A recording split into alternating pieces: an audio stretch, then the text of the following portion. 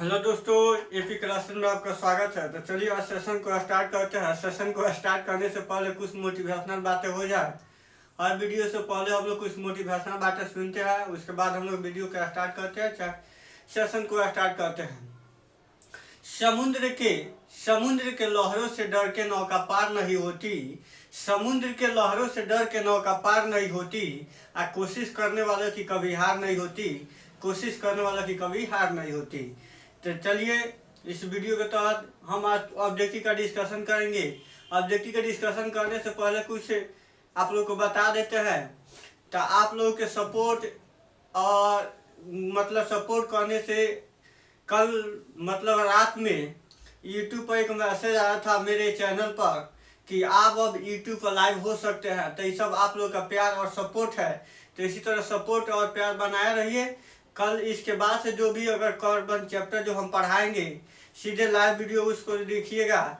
Live हम लोग अब देखिए 24 आवर्स उसमें लिखा है एक्टिवेट योर 24 आवर के बाद वो क्या कहते हैं यूट्यूब आप लाइव आ सकते हैं। यूट्यूब का मैसेज है कि अब 24 आवर के बाद अब लाइव आ सकते हैं।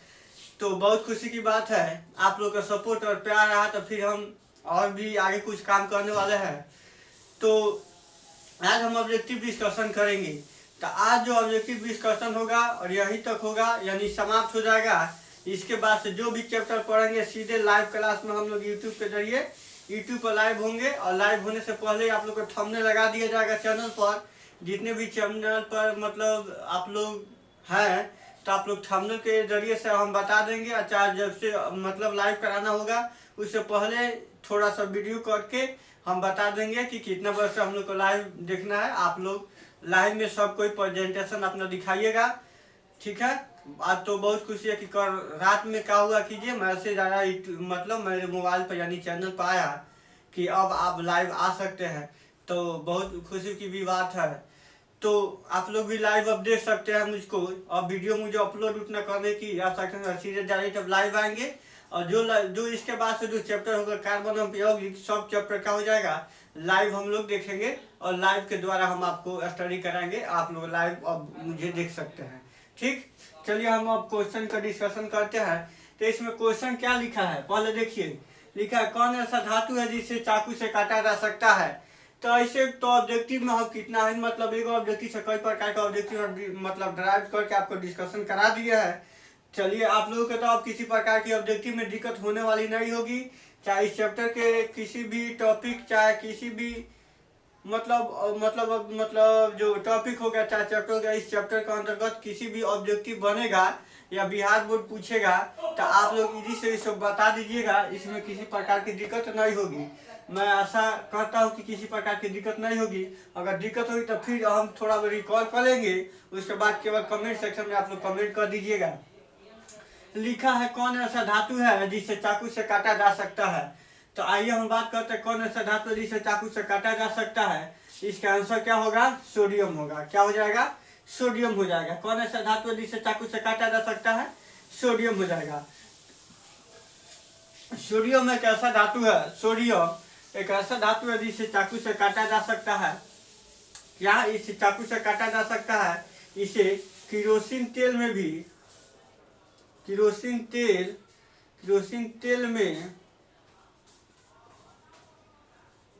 तेल में डुबाकर रखा जाता है। इसे क्या होता है? केरोसिन तेल में डुबाकर रखा जाता है। तो सबसे पहले क्वेश्चन इसमें भी पूछ देगा कि किस ब्लॉक का तत्व है। तो एस ब्लॉक में क्या है? एस ब्लॉक में कितना है? एस ब्लॉक में कौ ग्रुप होता है? एस ब्लॉक में कौ ग्रुप? 2 गो। कौ ग्रुप? एस ब्लॉक में 2 गो।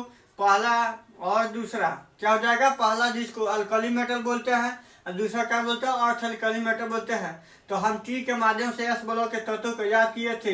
हलिना के रव से फरियाद, हलिना के रव से फरियाद यानी हाइड्रोजन, ली से लिथियम, एन से क्या हो गया? सोडियम। क्या हुआ? सोडियम। यानी एस ब्लॉक के प्रथम ग्रुप का एक तत्व है सोडियम। कौन है? एस ग्रुप के यानी एस ब्लॉक के प्रथम ग्रुप के एक तत्व है हलिना के रव से फरियाद, सोडियम है। एस ब्लॉक में किस ब्लॉक में है? S block. कौन सा ब्लॉक है इसका? एस ब्लॉक का तत्व है। ठीक, एस ब्लॉक का तत्व है। एस ब्लॉक में कितने ग्रुप होते हैं? 2 ग्रुप होते हैं। तो प्रथम ग्रुप को क्या बोलते हैं?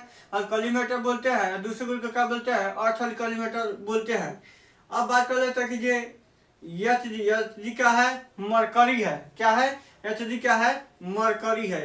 मरकरी है, क्या है? द्रव्य अवस्था में, कमरे के ताप पर द्रव्य अवस्था में रहता है। मरकरी क्या है? कमरे के ताप पर द्रव्य अवस्था में रहता है। बोरोमीन क्या है? तो क्वेश्चन यहाँ से पूछेगा, बोरोमीन कौन ऐसा जो मतलब कौन ऐसा अधातु है? क्या है? कौन ऐसा अधातु है जो कमरे के ताप पर द्रव्य अवस्था में रहता है? तो यह बोरोमीन आंसर हो जाएगा। क्या हो जाएगा? क्वेश्चन पूछेगा कौन ऐसा अधातु है जो कमरे के ताप पर द्रव्य अवस्था में रहता है? कौन ऐसा अधातु है जो कमरे के ताप पर द्रव्य अवस्था में रहता है? तो बोरोमीन हो जाएगा। क्या? बोरोमीन हो जाएगा। ठीक, चलिए हम इसको क्वेश्चन को देख लिए। अब क्वेश्चन पूछ रहा है कौन ऐसा धातु है? क्वेश्चन पूछ रहा है कौन ऐसा धातु है जिसे केरोसिन तेल में डुबा कर रखा जाता है? तो कौन ऐसा धातु है इसमें देखिए, तो इसमें आंसर क्या हो जाएगा? सोडियम। क्या हो जाएगा? सोडियम। सोडियम को केरोसिन तेल में डुबो कर रखा जाता है। केवल सोडियम ही नहीं है, एस ब्लॉक में 3 गो है जिसे केरोसिन तेल में डुबो कर रखा जाता है, क्योंकि ऑक्सीजन के संपर्क में आने पर ही क्या करता है? अभिक्रिया कर लेता है। इसके जल में भी जाने के बाद अभिक्रिया कर लेता है और क्या होता है? ये विस्फोटक पदार्थ है, क्रियाशील पदार्थ है। ठीक, इसलिए इसे केरोसिन तेल में डुबो कर रखा जाता है। केरोसिन तेल में यह अभिक्रिया नहीं करता, केरोसिन तेल से अभिक्रिया नहीं करता है, इसलिए इसको केरोसिन तेल में डुबो कर रखा जाता है। तो ये हीलियम हाइड्रोजन हो गया, यानी सोडियम हो गया, सोडियम हो गया। उसके बाद हो जाएगा लिथियम, हो जाएगा लिथियम, हो जाएगा। उसके बाद क्या हो जाएगा? पोटेशियम। तो सब्जेक्टिव में क्वेश्चन पूछेगा कि लिथियम, सोडियम और पोटेशियम को केरोसिन तेल में डुबो कर क्यों रखा जाता है? सब्जेक्टिव में क्वेश्चन पूछेगा, यानी 5 नंबर या 3 नंबर में क्वेश्चन ही पूछता। बहुत इंपॉर्टेंट क्वेश्चन है कि सोडियम, लिथियम और पोटेशियम को केरोसिन तेल में क्यों डुबो कर रखा जाता है? तो इसका रीजन हम बता दिए हैं। केरोसिन तेल में इसलिए इसको डुबो कर रखा जाता है क्योंकि यह केरोसिन तेल से अभिक्रिया नहीं करता है। यह ऑक्सीजन या जल के संपर्क में जाने पर जल या ऑक्सीजन से अभिक्रिया कर लेता है। यह एक विस्फोटक पदार्थ है। क्या होता है? क्रियाशील धातु है, इसलिए इसको केरोसिन तेल में डुबो कर रखा जाता है। इसका आंसर क्या हो जाएगा? सोडियम हो जाएगा। क्या हो जाएगा? सोडियम हो जाएगा। अभी हम बताते कि ये एच क्या है? मरकरी है। इसका कहाँ उपयोग होता है? क्या होता है? थर्मामीटर में मरकरी मिलता है, थर्मामीटर में इसका प्रयोग किया जाता है। मरकरी को कहाँ किया जाता है? थर्मामीटर में प्रयोग किया जाता है। ये कौन ऐसा धातु है, चाहे कौन ऐसा तत्व है, कौन ऐसा तत्व है जो कमरे के ताप पर द्रव्य अवस्था में रहता है? जो कमरे के ताप पर द्रव्य अवस्था में रहता है तो कौन है? मरकरी है। एच है जो कमरे के ताप पर द्रव्य अवस्था में रहता है। कौन है? एच है, मरकरी है। अब बात करते हैं सिलिकॉन। सिलिकॉन क्या है? सिलिकॉन एक उप धातु है। सिलिकॉन क्या है? सिलिकॉन क्या है? सिलिकॉन और जर्मेनियम। अब बात करें तो सिलिकॉन और जर्मेनियम क्या है? यह उप धातु है। क्या है? यह उप धातु है। अब बात कर लेते हैं कि यह उप धातु की संख्या कितनी होती है। उप धातु की संख्या कितनी होती है? 7 गो। कौगो? 7 गो। क्या होती है? कौगो संख्या होती है। उप धातु की संख्या कितनी होती है? कितनी उप धातु है? आवर्त सारणी में उप धातुओं की कुल संख्या कितनी होती है? तो 7 गो होती है। तो कहा सिलिकॉन है, सिलिकॉन है और जर्मेनियम है। क्या है? उप धातु है। इसे एक और नाम दिया जाता है, इसे अर्धचालक भी बोला जाता है। इसे क्या बोला जाता है? अर्धचालक भी बोला जाता है। इसे क्या बोला जाता है? अर्धचालक भी बोला जाता है। सिलिकॉन और जर्मेनियम को क्या बोला जाता है? अर्धचालक भी बोला जाता है। अब इस क्वेश्चन को हम लोग डिस्कशन कर लिए। अब चलते हैं नेक्स्ट क्वेश्चन में। तो इसको हम मिटाते हैं। क्वेश्चन नंबर 26 हो गया, 27 भी हो गया।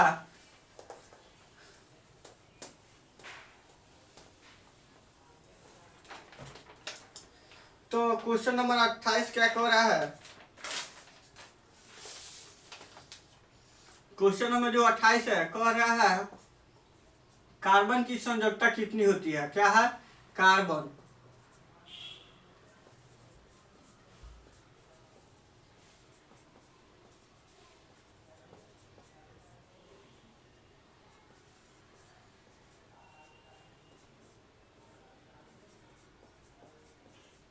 कार्बन की संयोजकता कितनी होती है? तो ऑप्शन में ए गो, बी नंबर में 2 गो, क्वेश्चन 3 नंबर में, सी नंबर में 4 गो डी नंबर में 3 गो। इसका आंसर क्या हो जाएगा? कार्बन की संयोजकता कितनी होती है? क्या होती है? कार्बन की संयोजकता। इसमें आंसर क्या हो जाएगा? कार्बन की संयोजकता। संयोजकता हम बताए थे, क्या बताए थे? 1 से लेकर 4 तक, 1 से लेकर 4 तक के बाहरी इलेक्ट्रॉन में जो माने इलेक्ट्रॉन जो होता है, बाहरी जो इलेक्ट्रॉन होता है उसकी संयोजकता के बराबर होती है, उसको क्या बोलते हैं? वो भी कार्बन संयोजकता हो जाता है। अब बात कर लेते हैं कि देखिए कार्बन की संयोजकता के बारे में। तो सबसे पहले हम की एलिमेंट कक्षा देखते हैं। की एलिमेंट कक्षा देखते हैं। 2D स्ट्रक्चर को हम डिराइव करते हैं। इसकी आंसर क्या हो जाएगा? कार्बन की संयोजकता क्या हो जाएगा? 4 गो। सबसे पहले जानिए कि कार्बन के परमाणु संख्या कितना होता है? 6। कार्बन की परमाणु संख्या कितना होता है? 6 गो। और द्रव्यमान संख्या कितना होता है? इसका द्रव्यमान संख्या क्या होता है? इसका द्रव्यमान संख्या कितना हो जाएगा? 12 गो। अब बात कर लेते हैं जब कार्बन की जो की एलिमेंट कक्षा हम इसको देखते हैं 2D स्ट्रक्चर में। तो सबसे पहले में 2 गो इलेक्ट्रॉन पहलका कक्षा में भरा जाएगा 2 गो। अब बच्चा खाता है तो क्या हो जाएगा? दूसरा कक्षा में भरा जाएगा। तो यानी क्या हो जाएगा? कार्बन की संयोजकता बाह्यतम कक्षा यही हुआ। इसको हम क्या बोलते हैं?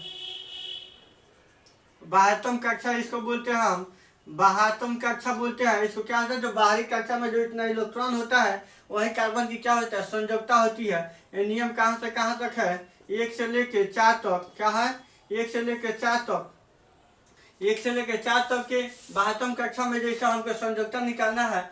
तो बाह्यतम कक्षा में जो इलेक्ट्रॉन होता है, बाह्यतम कक्षा में जो इलेक्ट्रॉन होता है 1 से लेकर 4 तक बाहरी कोश यानी बाहरी कक्षा में वही कहा जाता है, इसका संयोजकता हो जाता है। अब 4 से अधिक जो बाहरी कक्षा में बढ़ेगा तो क्या करेंगे हम? 8 में से क्या करेंगे? घटा लेंगे। उसके बाद क्या हो जाएगा? 8 में से जो इलेक्ट्रॉन की संयोजकता इलेक्ट्रॉन जो होता है उसको घटा लेंगे। उसके बाद हमारा संयोजकता निकल जाएगा। ठीक। अब कार्बन का हम लोग संयोजकता देख लिए। अब कार्बन का हम बात करें कि कार्बन के कितने अपरूप होते हैं। अब बात कर लेते हैं हम मुख्य रूप से कार्बन के मुख्य अपरूप। मुख्य रूप से अगर बात किया जाए तो कार्बन के मुख्य रूप से 2 अपरूप होते हैं। जो बार बार क्वेश्चन पूछता है कि कार्बन के कितने अपरूप होते हैं, तो मुख्य रूप से 2 होते हैं, हीरा और ग्रेफाइट। अगर एनसीईआरटी निकाल कर देखिएगा तो उसमें 3 गो दिया है। क्या हो जाएगा? 3 गो दिया है। तो ऑप्शन के अनुसार हम लोग टिक करेंगे। अगर मुख्य रूप से पूछेगा तो हीरा और ग्रेफाइट यानी 2 गो। अगर इसमें तीसरा का जो है फ्लोरीन भी है, जिसका आकार क्या होता है? फुटबॉल के समान होता है। क्या होता है? जिसका आकार क्या होता है? फुटबॉल के समान होता है। अब देखिए कंपटीशन के व्यू से पढ़िएगा तो कंपटीशन के व्यू में अगर 4 गो दिया है, कार्बन का अपरूप कितना होता है? तो 4 गो। जो चौथा जो मतलब अपरूप होता है वो क्या होता है? कृत्रिम द्वारा बनाया गया है। क्या है? कृत्रिम द्वारा बनाया गया है। ये क्या है? प्राकृतिक है। प्राकृतिक द्वारा है। क्या है? मानव निर्मित द्वारा 3 गो अपरूप दिया गया है। तो हीरा और ग्रेफाइट होता है। कार्बन के मुख्य कितने अपरूप होते हैं? तो 1 नंबर क्या होगा? हीरा। दूसरा नंबर में क्या हो जाएगा? ग्रेफाइट। आप लोग देखे होंगे ग्रेफाइट को पेंसिल में। पेंसिल के जो होता है ब्लैक उसमें अंदर होता है पेंसिल, वो क्या है? ग्रेफाइट है। कभी क्वेश्चन पूछता है ग्रेफाइट मुलायम क्यों होता है? क्या होता है? क्या होता है? ग्रेफाइट मुलायम क्यों होता है? तो ग्रेफाइट मुलायम इसलिए होता है उसके जो परत होता है एक दूसरे पर क्या होता है? चिपके होते हैं। क्या होता है? ये परत एक दूसरे पर क्या होता है? चिपके होते हैं। जब हम कार्बन और यौगिक चैप्टर पढ़ाएंगे इसके पूरा डिटेल से हम लोग बताएंगे। थोड़ा बहुत इसमें डाल लेते हैं। ग्रेफाइट क्या होता है? विद्युत का क्या होता है? सुचालक होता है। ग्रेफाइट क्या होता है? विद्युत का सुचालक होता है। हीरा का होता है? विद्युत का क्या होता है? कुचालक होता है। इसमें होता है इसका संकरण कितना होता है? sp3 यानी क्या होता है? इसका संकरण कितना होता है? संकरण का बात किया जाए इसमें क्वेश्चन देता है संकरण। इसका संकरण कितना होता है? sp3 होता है। क्या होता है? sp3। इसका क्या हो जाएगा? sp2 हो जाएगा। क्या हो जाएगा?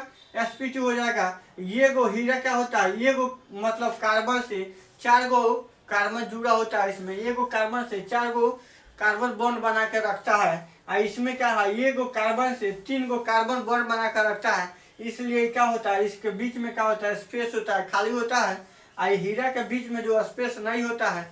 हीरा चमकीला क्यों होता है? तो हम बात कर लेते हैं हीरा चमकीला क्यों होता है। तो हीरा पूर्ण आंतरिक परावर्तन के कारण चमकीला होता है।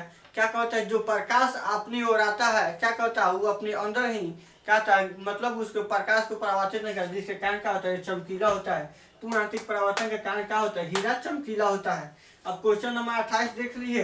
अब क्वेश्चन नंबर हम 29 देखते हैं।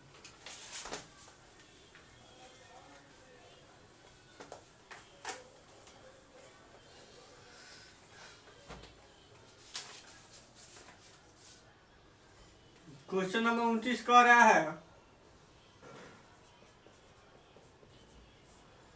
कार्बन के मुख्य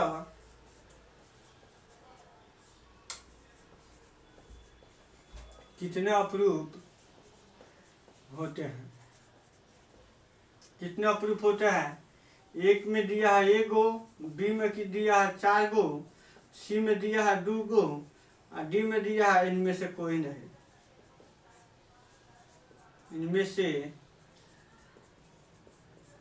कोई नहीं। क्या दिया है, इनमें से कोई नहीं। क्वेश्चन आज यहीं तक समाप्त करेंगे। इसके बाद से जो कार्बन और यौगिक का चैप्टर जो स्टार्ट करेंगे, सीधे यूट्यूब पर लाइव वीडियो होगा। लाइव आप लोग अब देखिएगा, इसमें किसी प्रकार की दिक्कत नहीं होगी। सीधे अब लाइव उस चैप्टर को हम चलाएंगे। आप बात करते तो अभी हम 28 नंबर क्वेश्चन में कार्बन के बारे में चर्चा किए थे कि कार्बन की संयोजकता कितना होता है, 4 गो होता है। और उसके बारे में कार्बन के कितना अपरूप मुख्य कितने मुख्य रूप से पूछेगा तो 2 गो। अगर कितना होता है 2 गो। हीरा और ग्रेफाइट मुख्य रूप से कार्बन के कितना अपरूप होता है, 2 गो। तो इसमें देखेंगे आंसर क्या हो जाएगा। मुख्य रूप से पूछा है तो कितना है, मुख्य रूप से क्या है, मुख्य रूप से कितने अपरूप होते हैं, 2 गो। आंसर क्या हो जाएगा, 2 गो। चलिए तब हम मिलते हैं नेक्स्ट वीडियो के साथ। तो सबसे पहले नेक्स्ट वीडियो में जाने से पहले आप लोग चैनल को लाइक और सब्सक्राइब अपने दोस्तों के पास शेयर कर दीजिए, क्योंकि आपसे जो वीडियो होगा सीधे लाइव क्लास आप लोग मुझको देख सकते हैं। बोर्ड पर पढ़ाता हुए सीधे लाइव आप लोग वीडियो को देख सकते हैं। किसी प्रकार की इसमें अपलोड वीडियो नहीं होगा, सीधे आप लोग लाइव पढ़िएगा। आप लोग कमेंट कीजिएगा, वो कमेंट के आंसर हम देंगे। और कमेंट सेक्शन में कमेंट करते हैं, जो मतलब किसी भी प्रकार की दिक्कत हो तो कमेंट सेक्शन में कमेंट कीजिए। चलिए हम मिलते हैं नेक्स्ट वीडियो के साथ।